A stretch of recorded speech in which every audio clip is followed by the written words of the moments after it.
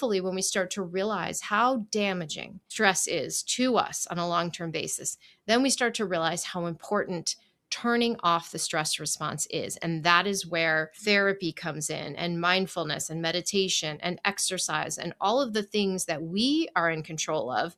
So it's not our body in control of us. We can actually flip the switch and release the counter mechanism to dial it down. And that's really my hope too, is that people recognize, okay, stress chronically is bad, even acutely. We know there are things like stress-induced heart attacks when you have a sudden stressor, but that we are empowered and there are ways that we can elicit the reverse reaction. Welcome to Passion Struck. Hi, I'm your host, John R. Miles, and on the show, we decipher the secrets, tips, and guidance of the world's most inspiring people and turn their wisdom into practical advice for you and those around you. Our mission is to help you unlock the power of intentionality so that you can become the best version of yourself. If you're new to the show, I offer advice and answer listener questions on Fridays. We have long-form interviews the rest of the week with guests ranging from astronauts to authors, CEOs, creators, innovators, scientists, military leaders, visionaries, and athletes.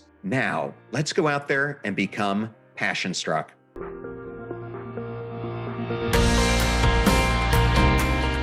I am so honored today to have Dr. Tara Narula join me on Passion Struck. Tara, how are you today? I'm good. How are you? I am doing fabulous. And I was so excited when this opportunity came to interview you about your brand new book, The Healing Power of Resilience. Congratulations on its launch and bringing that into the world. Thank you so much. I appreciate it.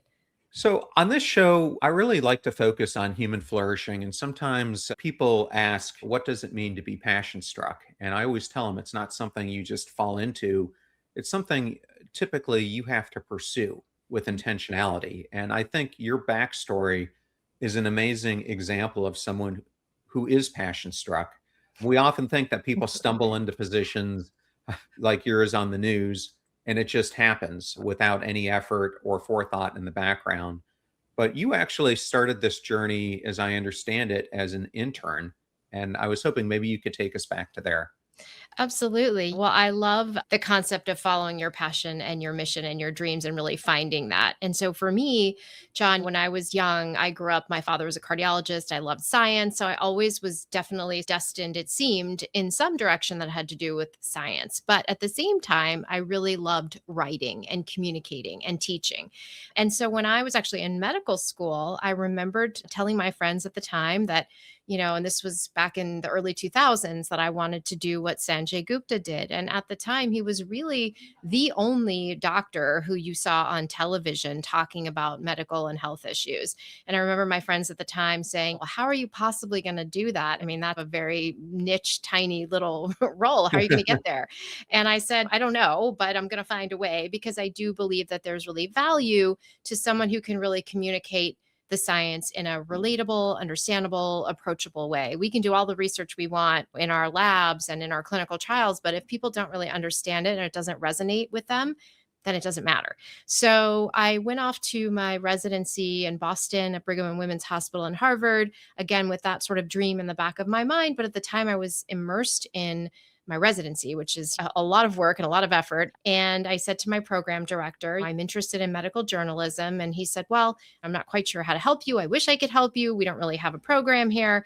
So at that point, I thought, okay, well, I'm applying for my cardiology fellowship. I can apply anywhere in the country. And I intentionally applied to programs in New York City, thinking if I want to pursue this dream along with my cardiology training, I should really be positioned in the right place. So that was intention point number 2, was coming to New York City. So I came to New York. I was doing my cardiology fellowship at New York Presbyterian Cornell.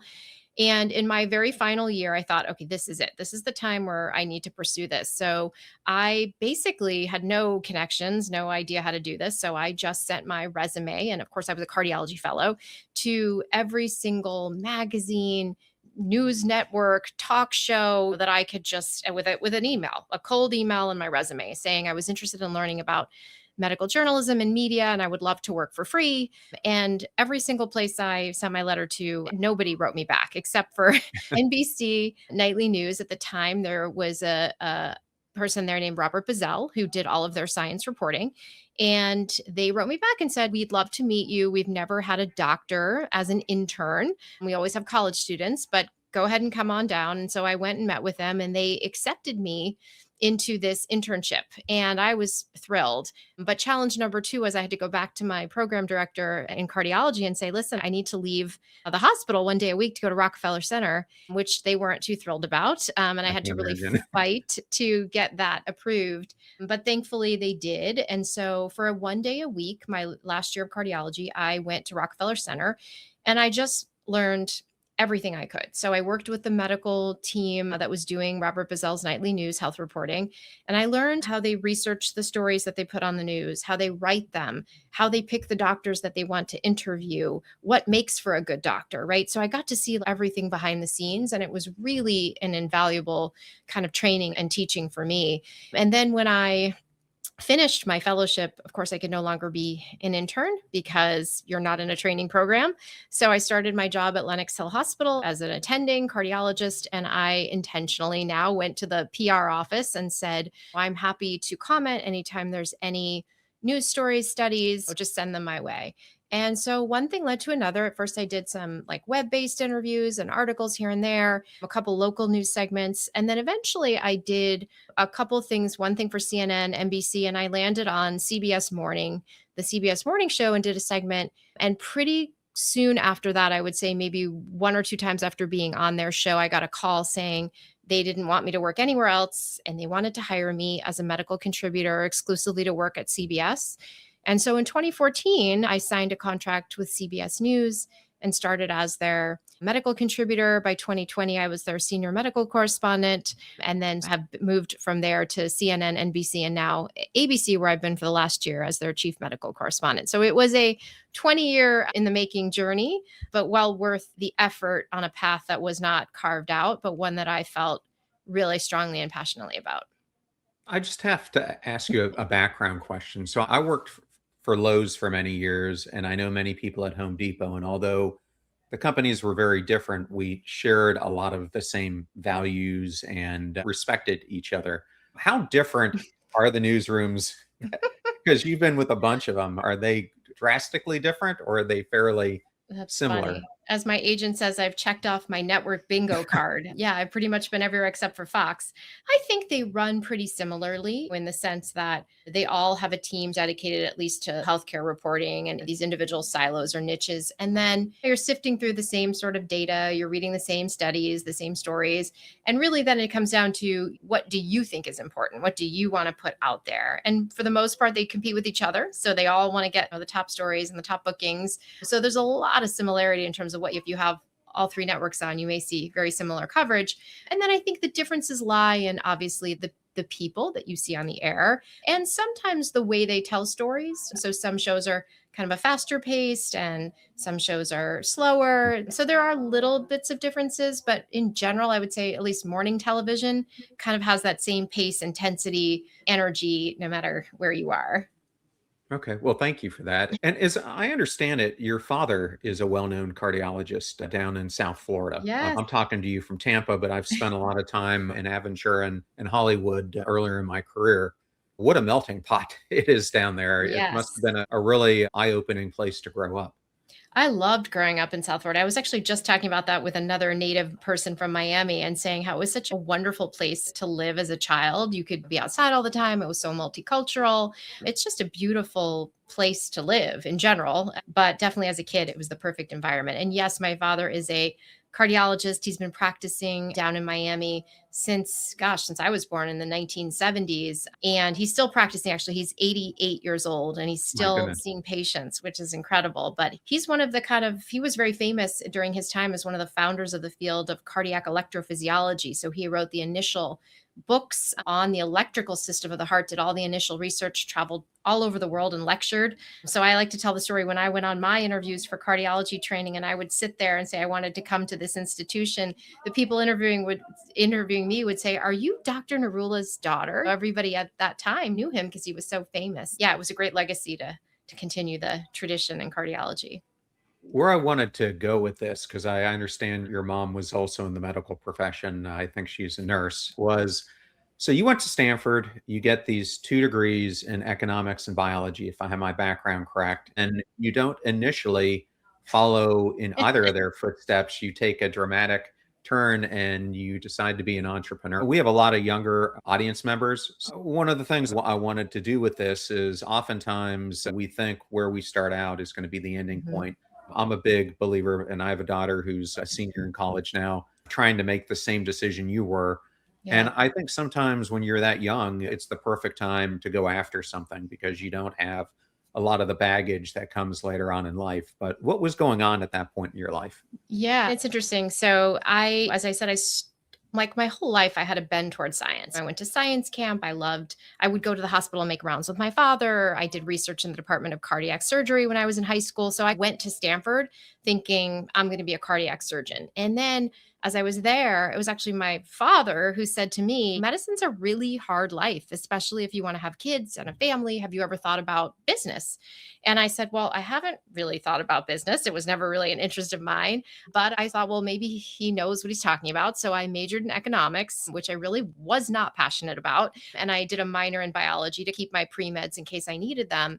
But I like to tell the story when I graduated Stanford, all my colleagues were going on these interviews for investment banking and consulting in Silicon Valley and in San Francisco. And they would say to me, why do you want to do this? And I would sit there in the interviews and I had no answer because my heart wasn't in it. So when I graduated Stanford, the day of graduation, I had no job. I had no plan. I had no job. And it was like a really difficult feeling to feel like I've finished 4 years of college and I have no idea where I want to be or what direction I'm going in.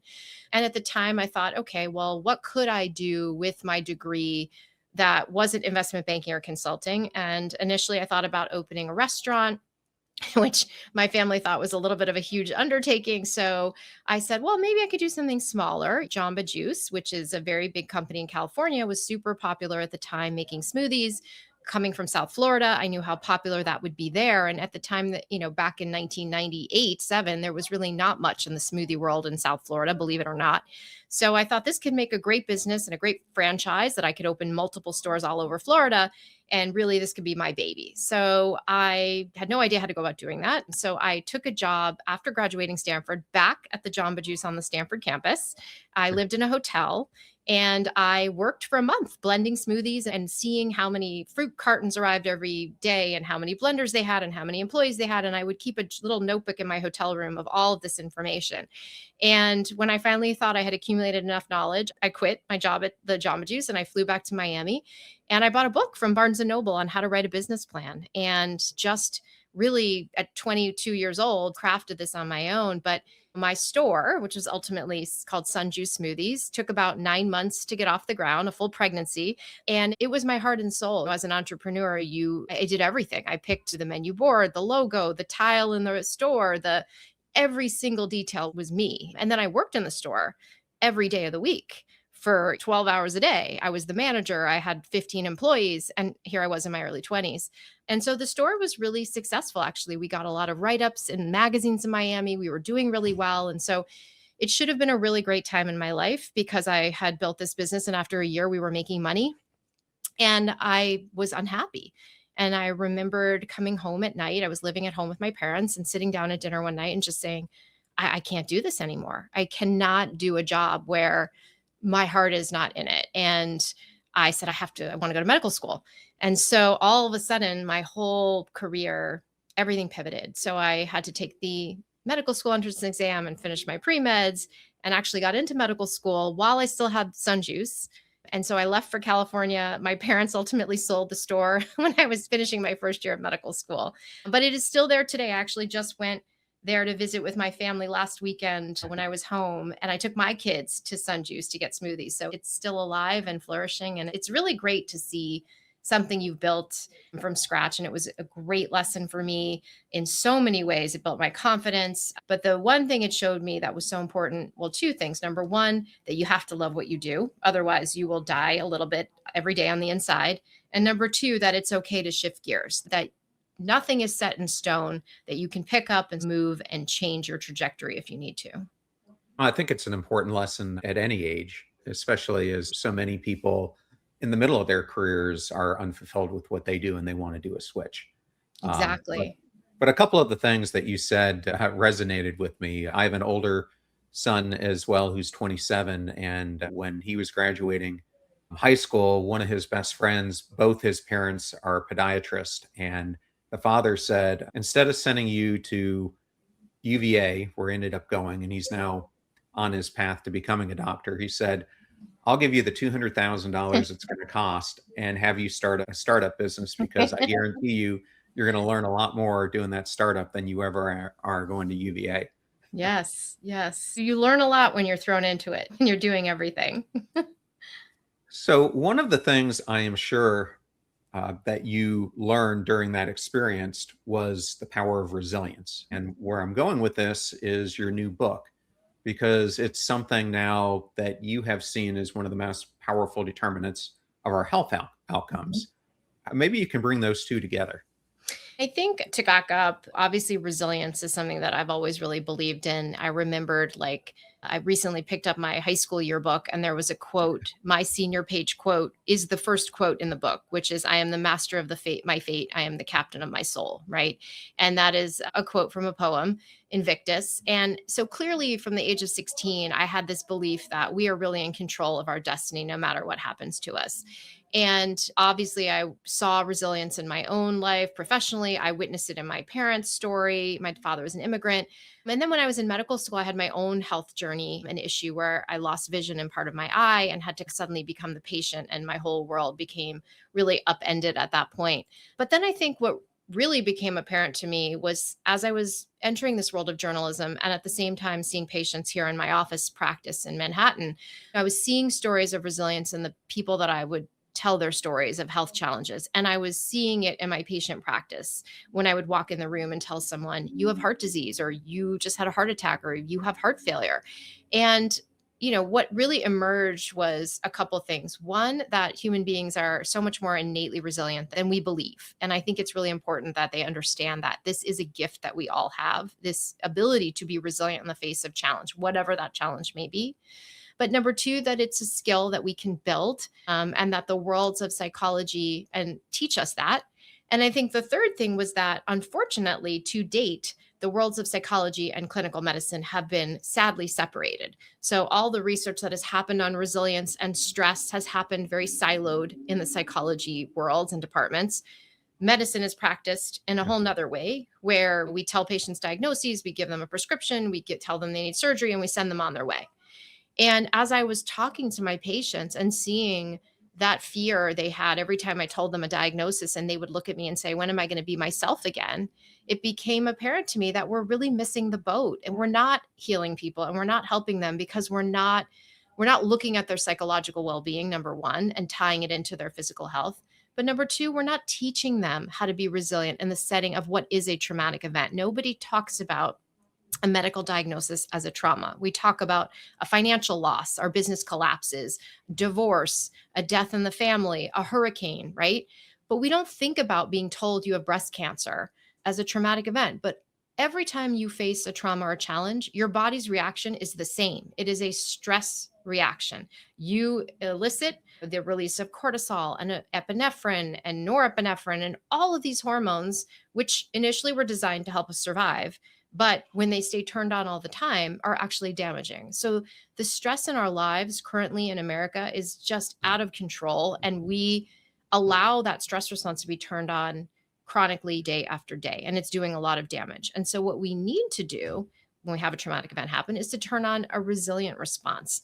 And we can do that no matter what the trauma is. But in particular, my hope with this book is that we realize that we need to do this for our patients. We need to scaffold them with support, so that when something happens, we tell them, look, here's your diagnosis and here's my book. Here's the pathway to taking what's happened to you and building your resilience so that ultimately you can maintain your joy and quality of life. And for me, that's what it's about. My patients want quality of life. They're never going to be who they were before something happened, but they can still be an engaged, happy, joyful person in the world. And that is my hope, is that with resilience, you can retain joy and meaning in your life, no matter what you're faced with.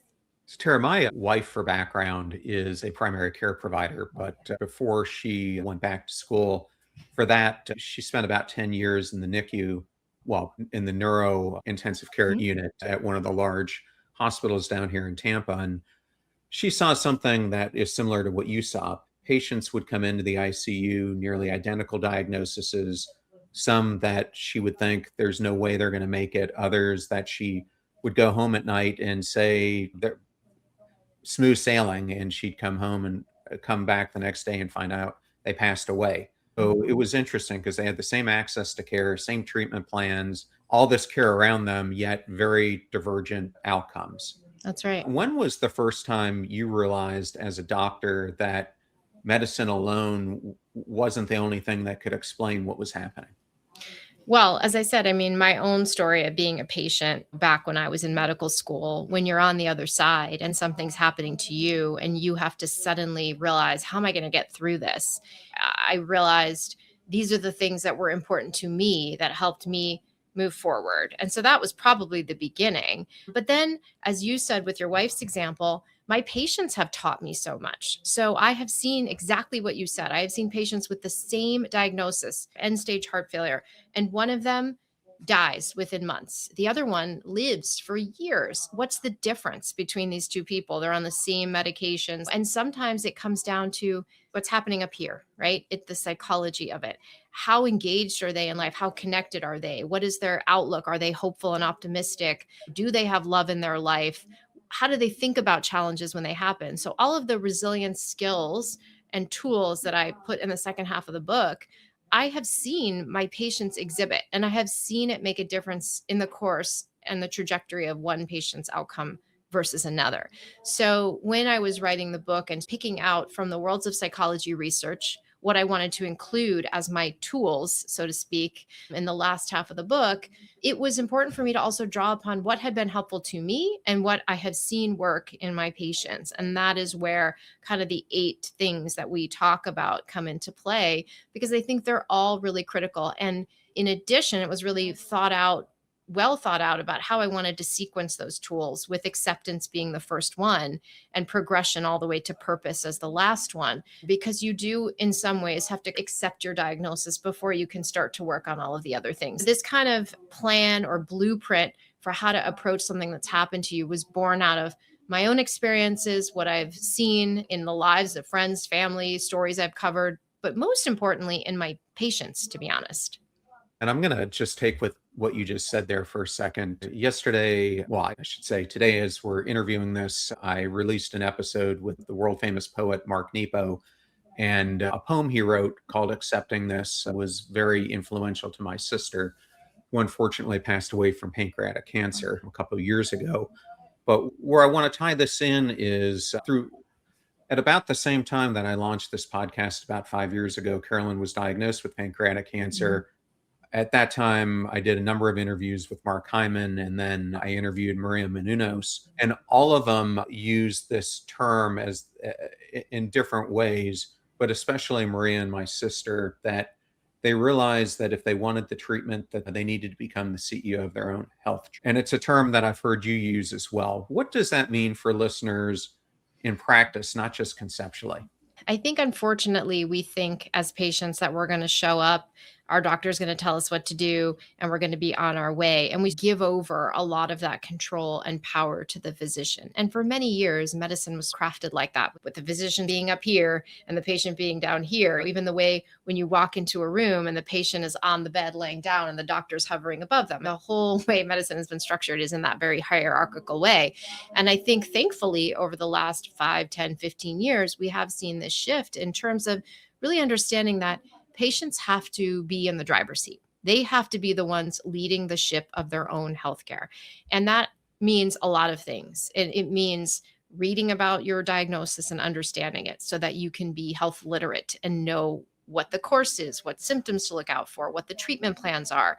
It means taking charge of your visits. So when you go into the visit, making sure you're prepared with your medications, your questions you want to ask, writing things down, being very purposeful about what in many cases is very limited time with the doctor, 15, 20 minutes. You don't have a lot of time. So you have to be organized about that.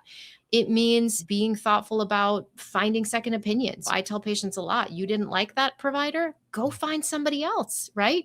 We do this instinctually when it comes to our money, We do it when it comes to our kids. We're not so great about really fighting for what we need to fight for ourselves. And yes, we just did a segment on this, a really great one on Good Morning America that was all around being the CEO of your health. And we structured it as preparing for your visit before you even go in to see the doctor. What are the things that you need to be thinking about on the day of your visit? What are the things that should be top of mind? And then when you leave, how do you implement that, right? How do you take whatever was prescribed to you and make sure that it happens? We need to start telling people to think about their healthcare in the same way as if they were running a business or running something for an investment or their child. It is an investment in your health, and it takes being mindful, it takes being organized, it takes effort and time. You have to show up for your visits, you have to plan for them.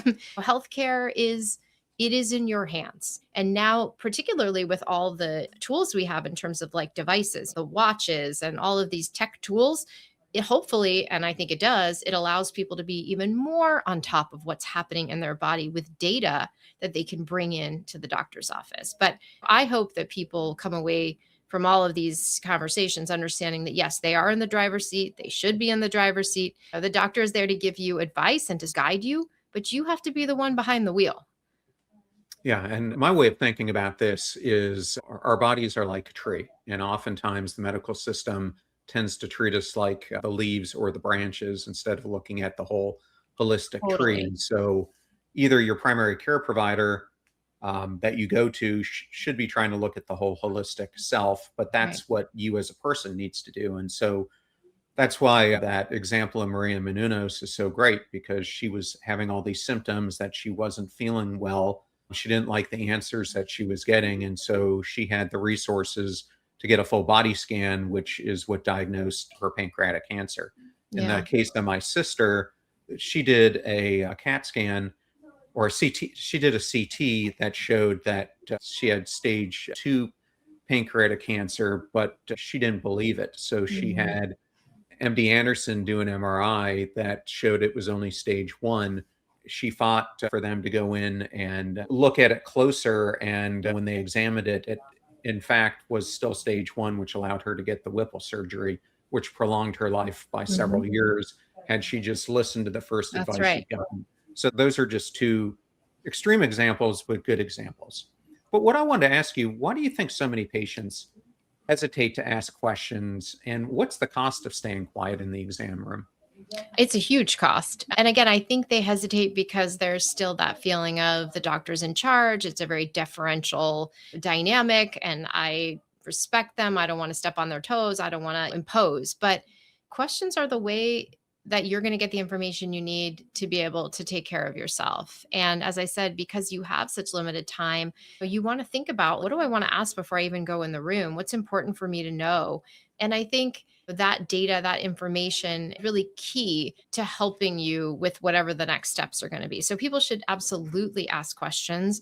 They should read about and go and read about your issues, and then I think believing your symptoms of what you just the examples you gave. Too often people are dismissed by the health. I see it. I see patients come to me who tell me, I saw another cardiologist who told me my chest pain was acid reflux, or I'm just anxious. Your body, if something's going on. And if you feel something's not right, you have to advocate, you have to push. And I think that's a big lesson, particularly for women. I work a lot in the space of women's health and Go Red for Women and the American Heart Association. And a lot of what we try to educate is that women should not downplay their symptoms. They really have to pay attention and they have to seek out help. You know what's happening to you better than anybody else. Tara, I want to jump to chapter 5, which is one of my favorite ones from the book because it's something that I study all the time. I wrote a whole book about this, and I have what we're going to be talking about is small changes, big impact. I call this the bee and turtle effect. And the reason I do this is I think a lot of times in life we have these goals. And so these goals become like a slow moving sea turtle who sees something in the different distance and is methodical about it.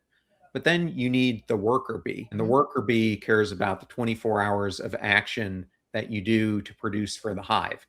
And I think what people don't realize is it's those small changes, those small actions, Yes. which add up. And the show has been the number one alternative health podcast now for over 3 years. And People sometimes ask me, because I get into a lot of personal development, how do you categorize this as alternative health?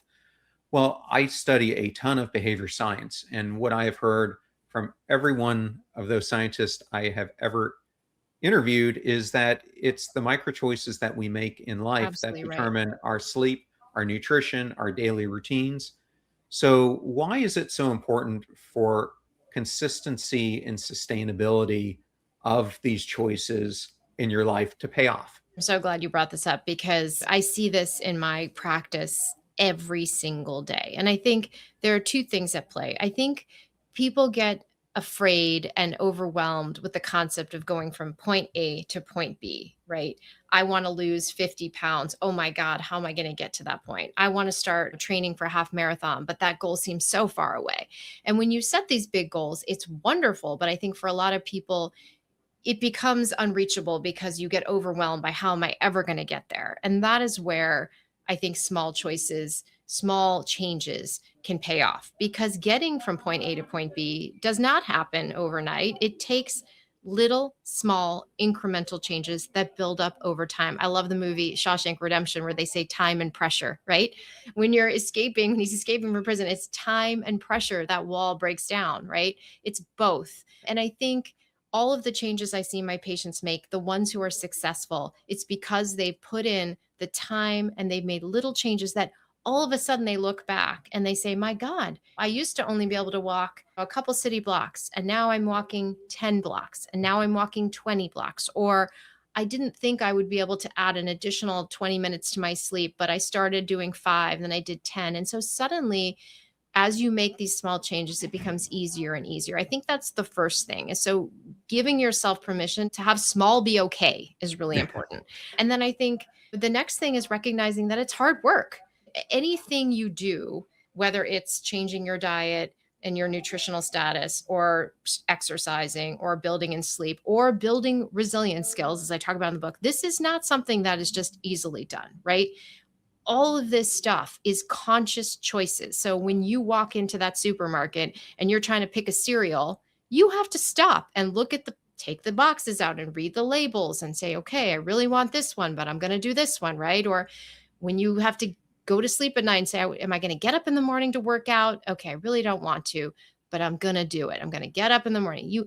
It is hard work to make these lifestyle changes. And that's true with the psychological changes, but the payoff is massive. And so I think recognizing time and pressure, little goals can result in big changes, but also you're going to have to put in the effort to get where you want. And that's okay. That is the key to unlocking habitual change because then the habits and the patterns start to form and it becomes easier, which is why I'm a huge advocate for starting earlier in childhood with all of this so that kids start to do these habits and these patterns early. So by the time they're adults, it's just ingrained. It's easy for them to make these choices every day that make sense for their health. Whereas, unfortunately, I see a lot of adults who have to rewire and retrain, and that's hard. It's hard work. A big reason why I advocate to so many people, whether you want to read James Clear's book or Charles Duhigg's or Judd Brewer's or Tiny Habits, reading a book on the habit loop formation is absolutely, to me, essential reading for anyone because once you understand it, it makes so much sense. And also sense on how you have to reset it if you get off track. So I want to talk about fear because confronting fear is something that is really huge, especially if you have a health scare. And you write that acknowledging fear can actually fuel change. How do people learn to work with fear instead of against it?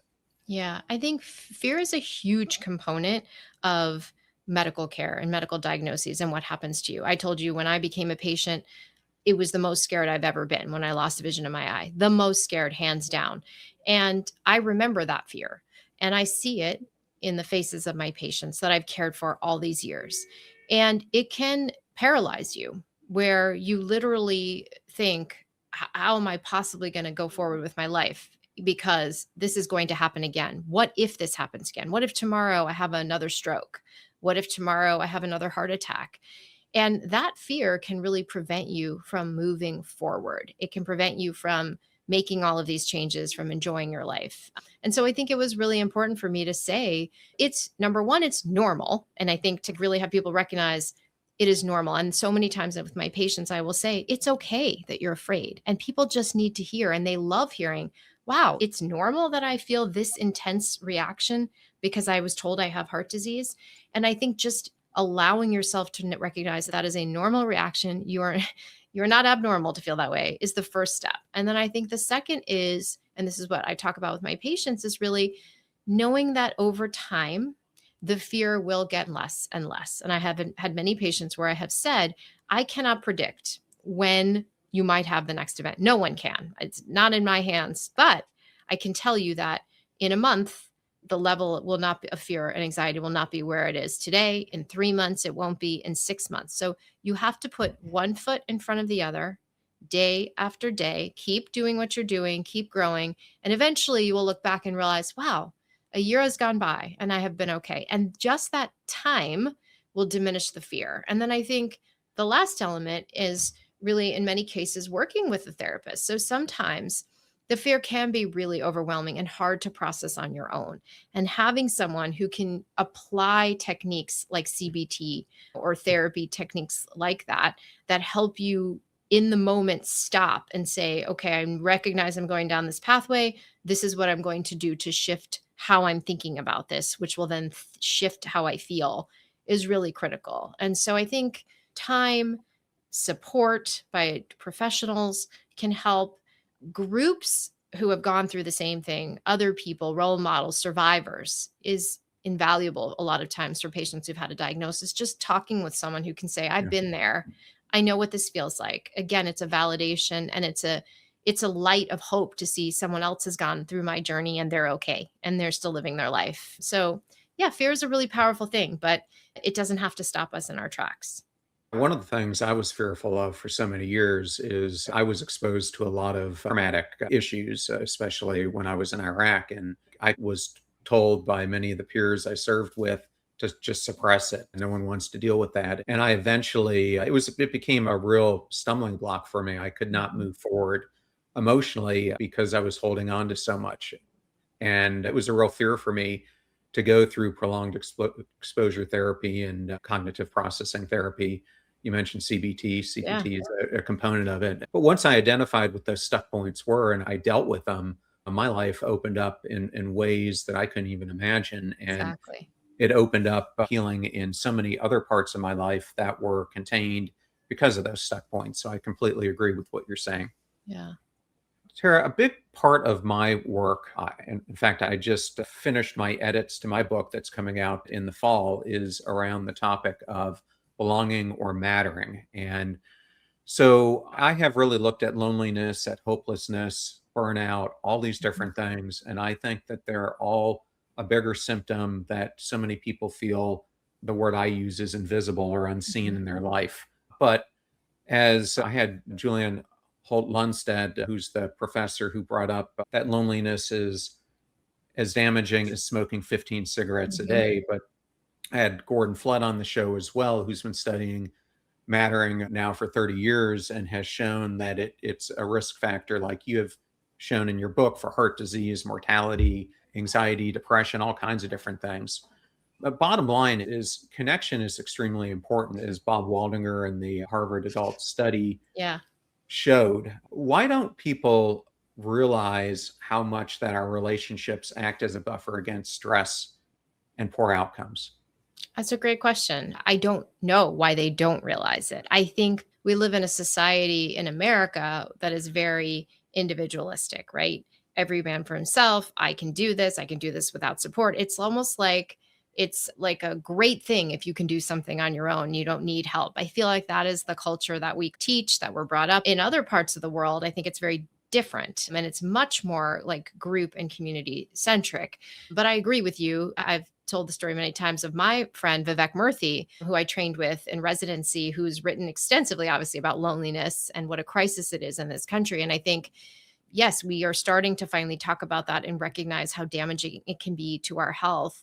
And I hope that, and that's why I wrote about it in the book, is really opening up people's eyes to the fact that surrounding yourself with support, and that can take a lot of different forms, right? That can be a yoga group that you join, or a walking group, that can be a group of survivors, that can be one single friend, one person in your corner. There are so many ways to stay connected, but it is so critical. It's so critical for both our physical and our mental health to have that. We are wired as humans to be connected to other humans. We are social creatures. We're not meant to survive alone. And so I think, yeah, I'm really glad that we're at a time where we're finally talking about this and recognizing it and hopefully teaching people all the multiple different ways that they can stay connected. I talk a lot about this with my patients, especially my patients who are older, many of whom naturally become more isolated because their family doesn't live close by or their friends have died. And we talk about what ways, how can they find ways to get involved with others. And again, maybe for some, that's their church group that they go to. Or if I have a patient who loves art, and we talked about, well, maybe there's an art club. Now with online, there are groups you can join online. Any way that we can stay engaged with others has meaning and value. Yeah. One of my favorite chapters of the book was your one on love. And I just want to read from it, if you don't mind. Yes. You write, as we contemplate how to build resilience, especially for the prevention or treatment of chronic disease, I can't help but think that it all comes down to love. And then you go to, a therapist of mine once told me to do an exercise. Imagine yourself blind, and then you're suddenly granted the gift of being able to see again, but only for a few minutes. And he asked, what would you want to see again in those few minutes? And you answered, the faces of David, Sienna, and Layla were the three people closest to your husband and your two daughters. The reason I'm bringing this up is on Tuesday, I released an episode with Dr. Stephen Post, who wrote a book called Pure Unlimited Love. And I asked him to define it. And his answer was, in your last moments of love life, who would you want to see in those moments? And it reflected back to the same thing that you answered. Yeah. Why is love so important? Oh, it's so funny because I had no idea how impactful this chapter was going to be. And I feel like everyone who's read the book has made the same comment that they've really highlighted this particular chapter. And I will say for me, it was really important to include this chapter in the book. And it is a little bit different. Most of the psychologists who study resilience have not talked about love, but it was important for me, again, John, because I've seen the power of it in my own life, in the lives of my patients and family and friends, and the stories I've told. And I think love takes two forms. It takes, and this was important for me to convey, the idea of self-love and self-compassion. In order for us to love and be loved, we have to love ourselves. And I think really understanding who we are, giving ourselves grace, learning to love ourselves, imperfections and all. That's step number one. And step number two is opening yourself up to that more intimate, deep connection with someone else that's different from the social connection that we talk about. And that intimate love, whether it be with a partner, a spouse, a parent, a child of yours, a sibling, there's something deeply moving there that kind of drives us forward, that heals us. And it's like nothing else. And I've seen it in my office where partners are lifting each other up when one is falling and the other one's in the exam room, not physically, but mentally. They are boosting them. They are there with them every step of the way of their journey, helping them heal. Parents who come with their children to my office visits together, and I see that connection there and how helped that elderly parent is by that child just being there at that visit. Love, we release hormones when we touch and hug and are physically affectionate. Oxytocin, the bonding hormone, right? There is literally, again, a physical reaction that happens when we are intimately close with someone. And yeah, for me, it was really important to put that towards the end of the book and highlight that, because for me and my vision of what's important in life, I think the reason we're here on this planet is to love and be loved and to learn how to love. Everything else doesn't matter. I think that is the key. And so really finding those really deep connections is really important. And thankfully, yes, I have been so blessed to find David and Sienna and Layla. And I love that exercise because it was so natural. I hadn't really thought about it. And when he said, close your eyes, it was like it came to my mind immediately. And so it's those moments where you realize, he said to me, you have everything you want right in front of you all the time. You just have to open your eyes. And suddenly you're like, oh my God, he's right. All the other stresses in my life, this thing that didn't work out or this, whatever, it doesn't matter. I have David and Sienna and Layla. It's so grounding and it makes you feel gratitude, which is another really important thing in terms of healing and living.